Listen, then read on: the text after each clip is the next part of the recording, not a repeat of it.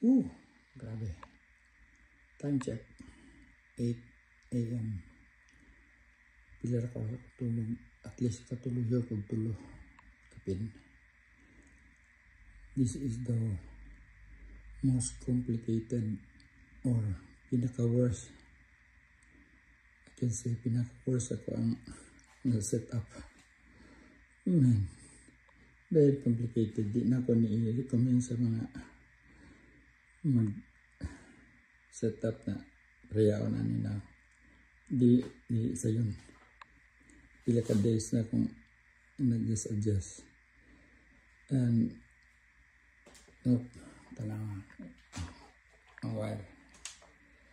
Sa tight na room, kanina room, pila ka wire akong, pila ka speaker akong kuhan, o pila ka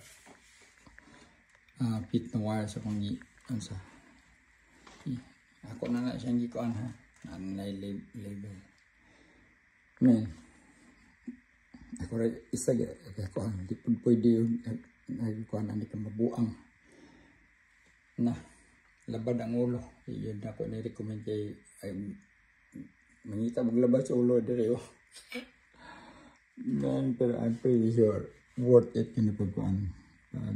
Makuha na ako. So, in every speaker, ina-adjust na ko ang kuan ang tone niya. So madagan lang ko dito minaw ana balik na po dali sa receiver. Wala ni amplifier, wala jud ko gamit ang amplifier. So dagan na po dito sa bikas talaga na receiver. Upat ra akong gigamit kay ang kalima walos kani-kani duha lang akong gi-drive niya na speaker kay napaman siya spot there yeah, pero separate ako ang channel kay control mo guna ko ang iyang output dito sa audio.